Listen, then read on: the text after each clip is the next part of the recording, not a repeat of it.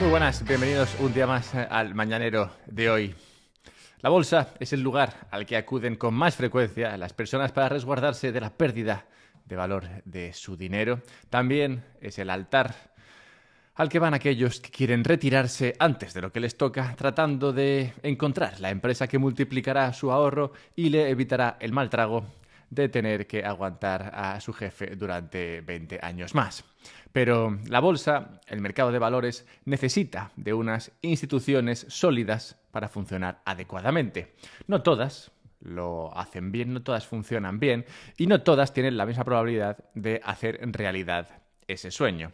Ayer, en una entrevista, Christine Lagarde, la jefa del Banco Central Europeo, decía que igual sus políticas al cargo del Banco Central Europeo habían hecho más daño a la economía del que esperaban. ¿Cómo medirían el daño en primer lugar? Es algo que me pregunto. Sea como fuere, copiar la estrategia del Banco Central Americano parece no haber funcionado de la misma manera en Europa que en Estados Unidos. Pero en Estados Unidos también está ocurriendo algo interesante, concretamente en su bolsa. Algo interesante porque está reduciéndose su bolsa de tamaño. Hay menos acciones, menos empresas, cuyas acciones poder comprar.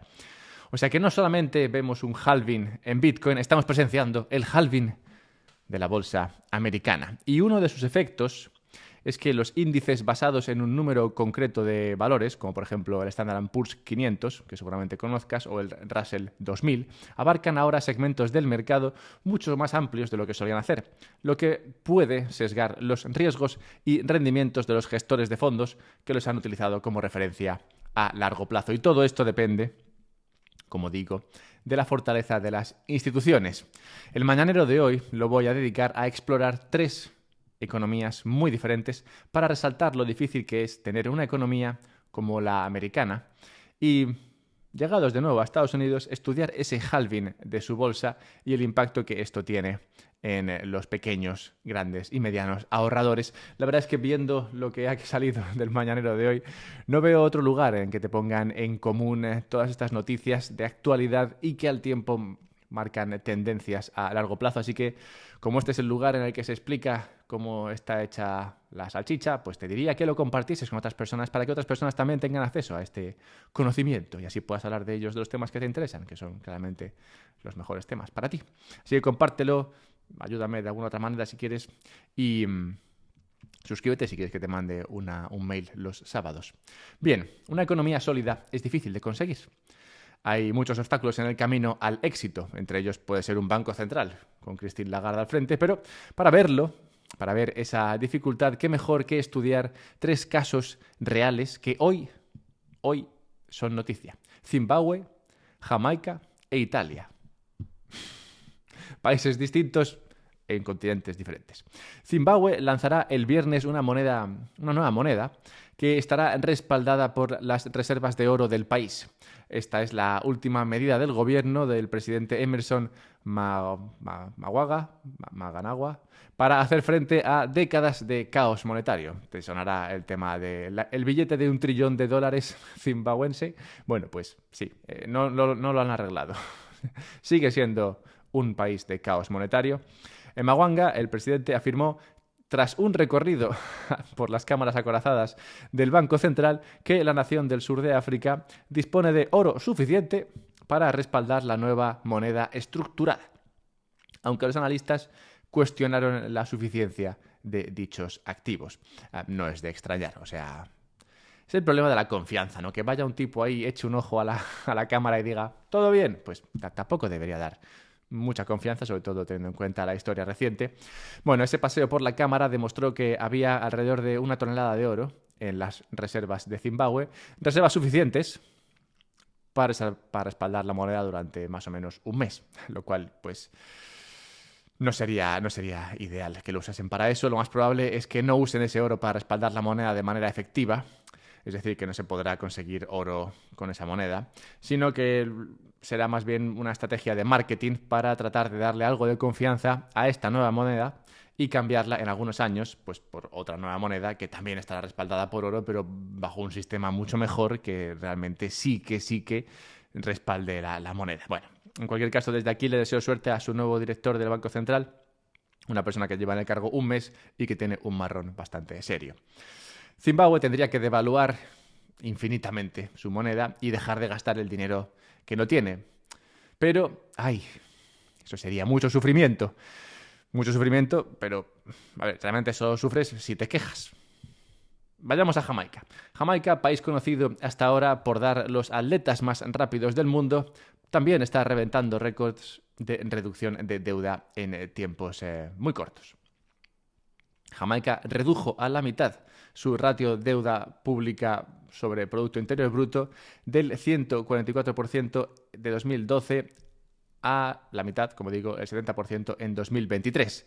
Este ha sido el halving, en este caso, el halving de la deuda jamaicana en apenas 10 años.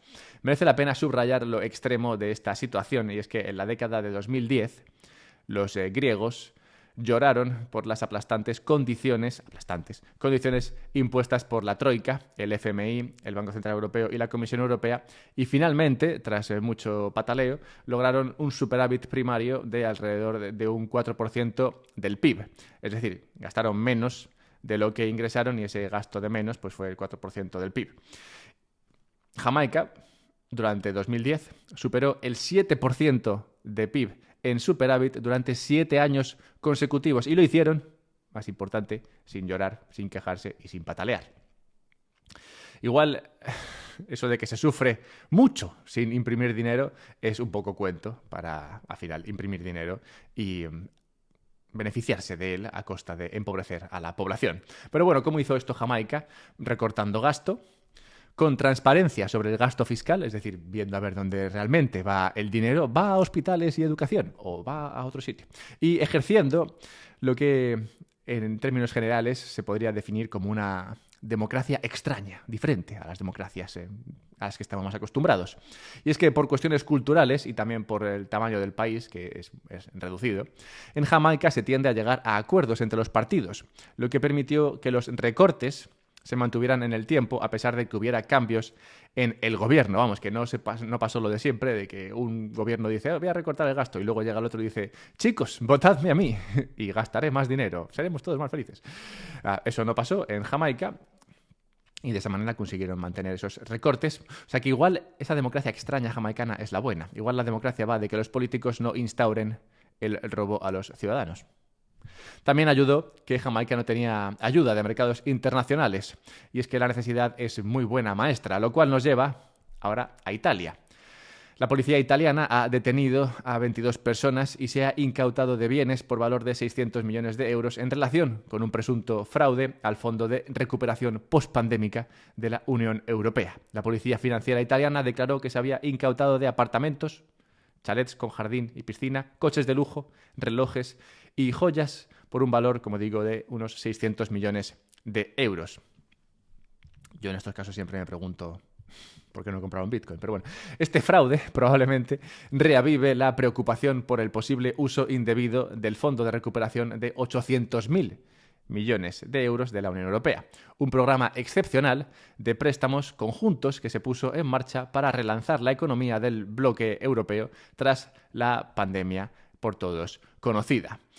Ese programa excepcional de préstamos que sirvió para empobrecer a la población general a base de inflación, que ahora estamos pagando, pero que sirvió para enriquecer a aquellos que se aprovecharon de esto. En este caso, entre ellos, una asociación delictiva multinacional que se dedicó a solicitar dichas ayudas, dichos préstamos excepcionales, a base de crear una red de empresas ficticias y alegando que necesitaban esos fondos para su expansión internacional. De esa manera obtuvieron esos 600 millones de euros que luego dedicaron no a la expansión internacional de esos supuestos negocios, sino, pues, como digo, a comprar relojes y pegarse la vida padre. Pero bueno, teniendo en cuenta, esta es la parte buena, teniendo en cuenta que el éxito en la recuperación de dinero público defraudado está más o menos en el 1% de lo robado, puedes estar seguro de que esos 600 millones de euros recuperados no son nada, son, si acaso, la punta del iceberg de todo lo que habrá desaparecido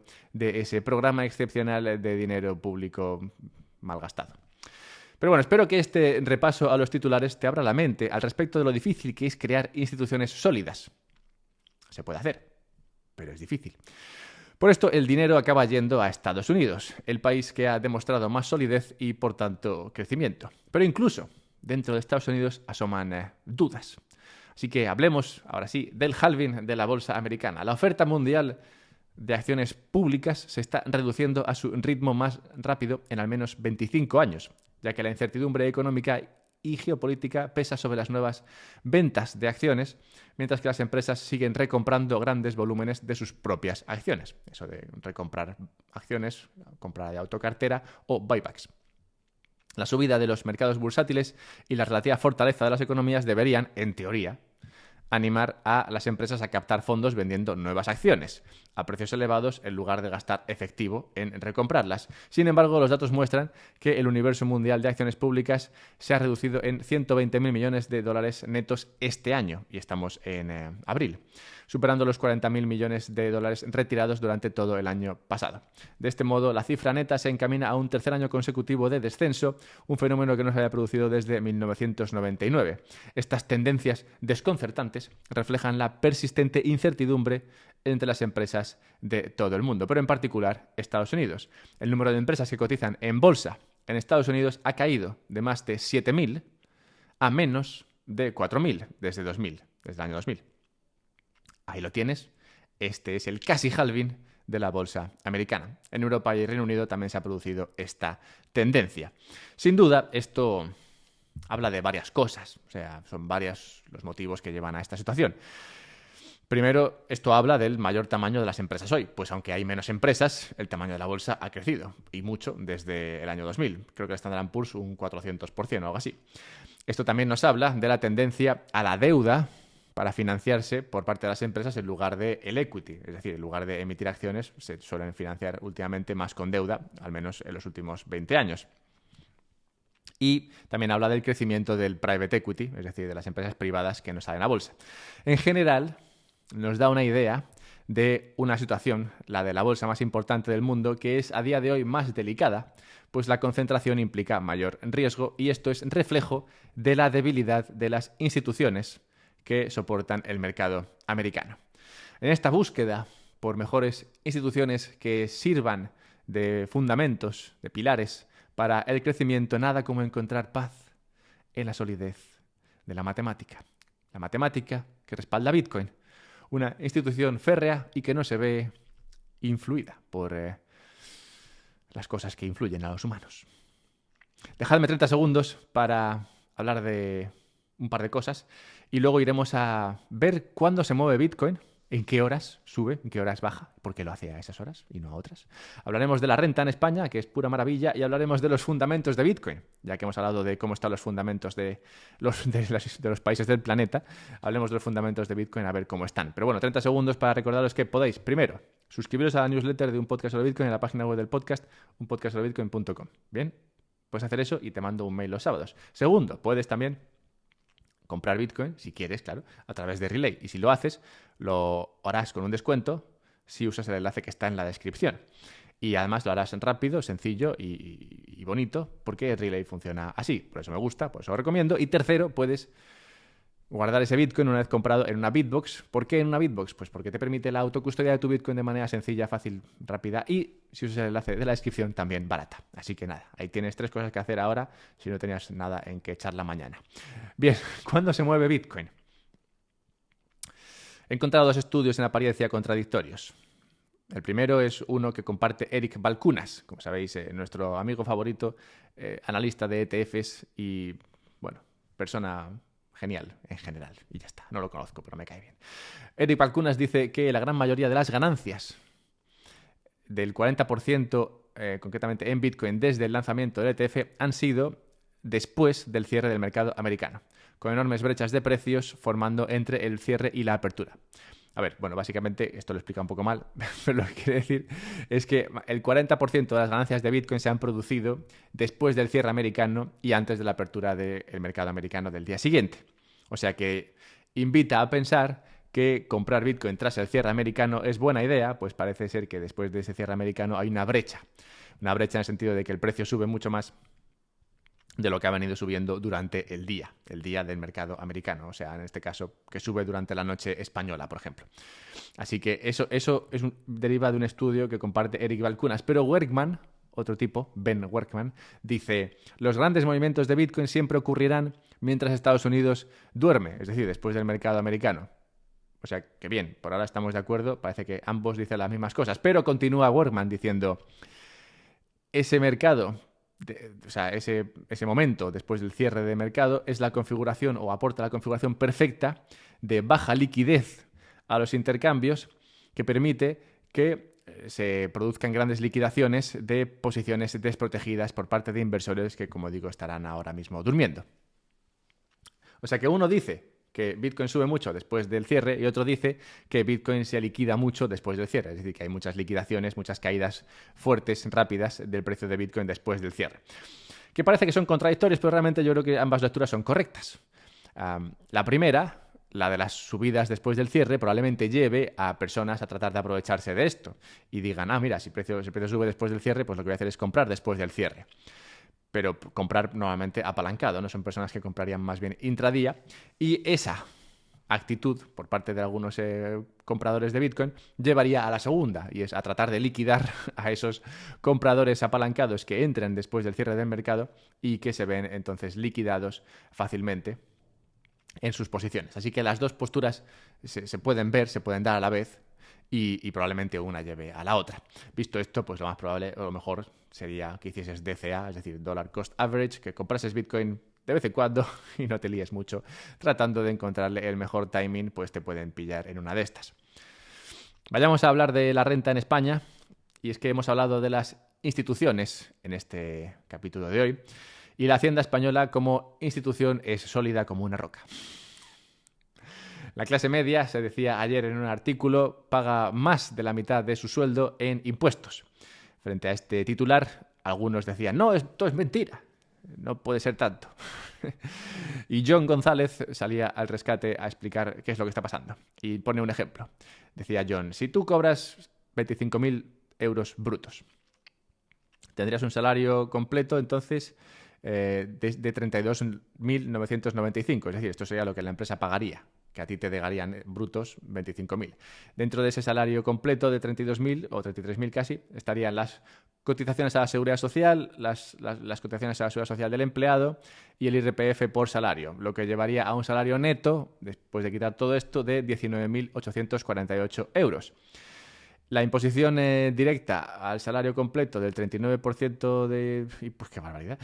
Más el tipo medio del salario de no sé cuántos, más el tipo medio efectivo de los impuestos especiales, más el tipo medio del IBI de no sé cuántos, imposición total efectiva 48,1%, 48,15%. Y eso es el impuesto total, sin contar impuestos al ahorro, sucesiones, ITP y otros impuestos varios, lo cual fácilmente llevaría al total de impuestos a más del 50% o al 50%. Y así, para un salario bruto de 25.000 euros, pues te quedarían unos 1.418 euros netos al mes. O sea que la Hacienda va muy bien, pero eso implica que el resto de los ciudadanos españoles pues no va bien. Es triste, pero es lo que hay. Hablemos de los fundamentos de Bitcoin. Y es que, como digo, hemos hablado de la solidez de las instituciones, en muchos casos de los países, en otros casos de los sistemas. Entonces, veamos qué pasa con Bitcoin. Vamos a centrar el tiro en tres medidas de los fundamentos de Bitcoin, a ver cómo están. Primero, la adopción, luego la descentralización y después la seguridad. Adopción, medida como la cantidad de direcciones que están en la cadena que no tienen un balance cero, es decir, la cantidad de direcciones que existen que no tienen un balance cero, subieron un 13% entre este año y el anterior, a alcanzar una cantidad de 51,3 millones. Vamos, que en términos de adopción parece que cada vez hay más direcciones con un saldo de no cero, un 13% más en un año. La verdad es que está bastante bien. Si esto se mantuviese a estos ritmos durante unos años, llevaría la cantidad de direcciones con un saldo de no cero a números bastante considerables. Luego hablemos de la descentralización, lo cual se puede medir o al menos de esta manera lo hace OnRamp, midiendo los nodos que son alcanzables por los otros nodos. Es decir, nodos con los que puedes interactuar para relay tu información. Bueno, ya sabes que los nodos de Bitcoin se conectan para mandarse la información que está en la red y de esta manera se transmite el estado de la red a todos los demás. Bueno, pues esos nodos alcanzables por la red se incrementaron un 5% este año hasta 18.293. Esos nodos tuvieron un máximo de 18.572 durante este último trimestre. O sea, un 5% de incremento en la cantidad de nodos alcanzables. Bueno, parece bastante saludable también. Y luego hablemos de la seguridad, en este caso medida por el hash rate de los mineros, es decir, cuánta energía están dedicando a mantener la red de Bitcoin, que esto subió un 81%, una barbaridad, está en 600 exahashes por segundo. Así acabó el primer trimestre. Bueno, en la seguridad es verdad que ahí es donde más crecimiento se está viendo, porque los mineros se están hinchando a meter energía ahí para tratar de conseguir Bitcoin. O sea que, visto de cualquier manera, adopción, descentralización y seguridad, parece que Bitcoin va bien, lo cual implica que todo va bien. Hay esperanza, chicos. Bien, vamos a cerrar el mañanero de hoy, pero antes, pequeño anuncio, y es que el siguiente mañanero que escucharás será un mañanero, pero será un mañanero especial. Los siguientes 5, de hecho, van a ser un mañanero especial, y es que tengo un viaje, así que he preparado una serie sobre el halving, que tocará los diferentes aspectos en los que el halving afecta a Bitcoin, tanto en precio, como a los mineros, como a la red, como a lo que es la geopolítica alrededor de Bitcoin. Bueno, pues he preparado estos episodios porque la semana que viene no podré hacer el mañanero en la forma en la que suelo hacerlo, es decir, no podré hacer este repaso a la actualidad e irme de país en país a contaros historias que respalden la fortaleza e importancia de Bitcoin, así que como no voy a poder hacer eso, pues he preparado esta serie para vosotros, que no os falte de nada, chicos. Bien, pues habiendo hecho ese anuncio, cerremos con la necrológica, y es que hemos hablado hoy de las instituciones y su importancia. Esto también se puede ver a nivel humano. Entonces, en la necrológica de hoy tenemos que recordar la muerte de 2 personas que se produjo en tal día como hoy. La primera sería Sam Walton y la segunda sería Kurt Cobain. Kurt Cobain seguramente os suene más que Sam Walton, pero para mí son ejemplos muy diferentes de personas. Y es que, bueno, Kurt Cobain hizo cosas muy buenas, como sabéis, un músico muy famoso, pero cuya vida acabó a los, creo que 27 años o algo así, de manera bastante drástica. Un disparo en la cabeza.